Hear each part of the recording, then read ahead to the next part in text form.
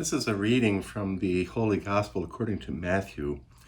I'm only reading part of today's Gospel because I want to zero in on the part about which I'd like to speak.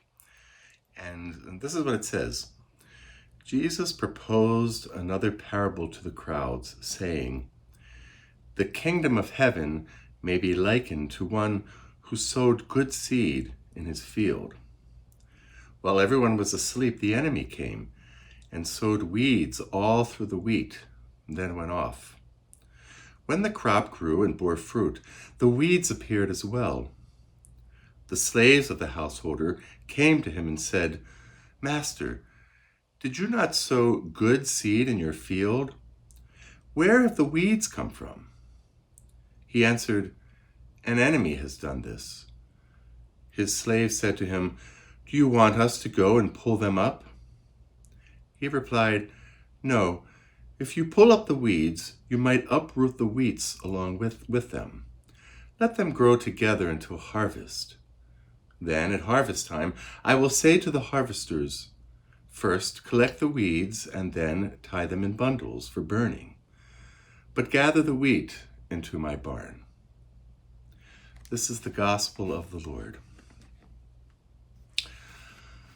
Oftentimes in our lives, we might be tempted to think that the world around us is surrounded with people who do not share our Christian values.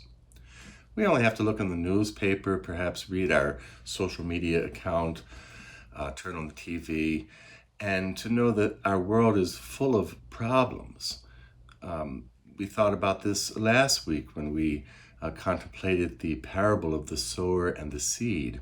Today kind of continues that theme as we contemplate this parable, which is called the parable of the weeds.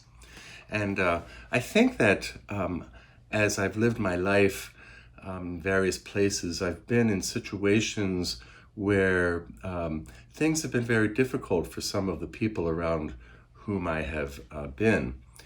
And oftentimes it's very, very easy for us to be very, perhaps judgmental about those whom we encounter out there, especially if it seems very clear to us that they do not share our Christian values or perhaps even live lives that seem completely contrary to the gospel. This is a very challenging situation, especially when those very people are our family members, our friends, our neighbors, our colleagues at work, people that we might come in contact with on a regular basis. And we have to live with them. We have to function with them. And I think oftentimes in the gospel we have plenty of examples where Jesus is very present to people who otherwise would be judged as unworthy. There's all kinds of examples in the Gospels about Jesus's outreach to sinners, to the sick, to people who are crippled or blind, who are unable to hear, perhaps possessed by demons. It seems to me that Jesus is constantly reaching out to these people. And it's those very people that are the marginalized of society, the people in that time who perhaps would have been considered to be people who were unworthy of God's love. It's really, for me, it's very easy to draw a parallel between the ministry of Jesus towards the outcast or the marginalized and our existence today in this world, where we might find ourselves among marginalized sinners, people among us who don't share the values that we have. And what are we supposed to do about it? In the gospel today, the servants of the landowner who has sown the wheat say to him, "Master, it seems that there are weeds growing among the wheat. Do you want us to go and pull them out?" And what does the master say? He says, no. He says, "Let the weeds grow alongside the wheat, and at the harvest time we will separate the weeds from the wheat."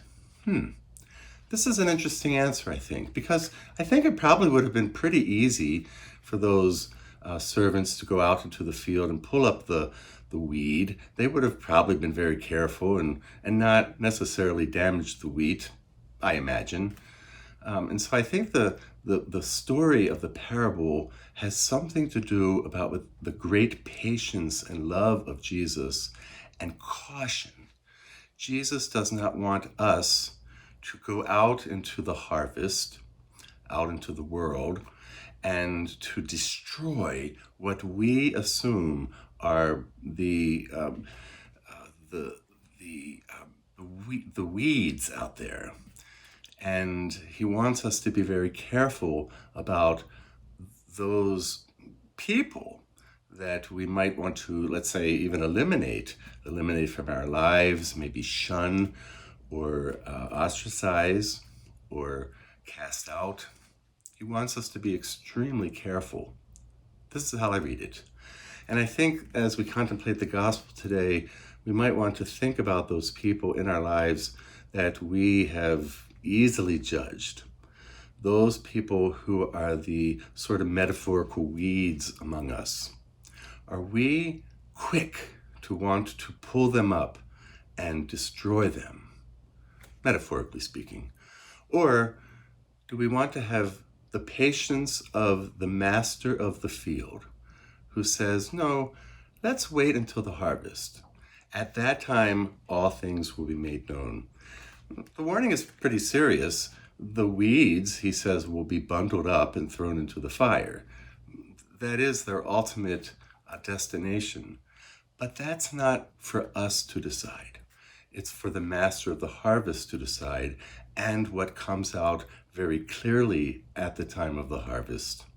So the message today, I think, might be for us to be very patient, to be very loving, forgiving even. Isn't that exactly what Jesus is for us? I think as we gather today for the Mass, we might want to contemplate that same old question. Of course, we don't want to be like those weeds in the field. We want to be the wheat. We want to bear much fruit. But it's for God to decide who is to be cast aside and who is to be collected for the harvest. We hope to be part of the harvest.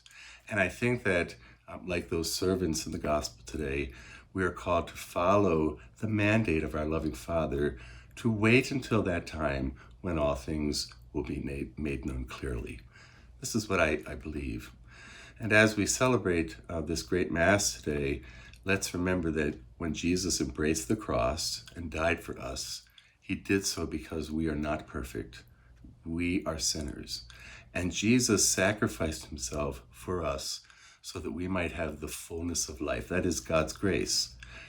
He gives us a chance. He gives us a chance at redemption. He gives us the opportunity for conversion and for purity of heart. And he gives that chance to everyone, even the people we don't like. And so today, as we receive the Blessed Sacrament, the Eucharist, let's remind ourselves that we are called to be like Jesus, who is merciful, loving, and forgiving towards others, and even goes so far as to sacrifice his very life in service to us. We're called to imitate that by the way we live our lives outside of the church, outside of the chapel, outside of our homes, and out there in the ordinary, everyday activities of our lives. Let's strive not to be the weeds ourselves. Let's be the good wheat, but let's give others a chance to be that wheat as well. Amen. And have a great day.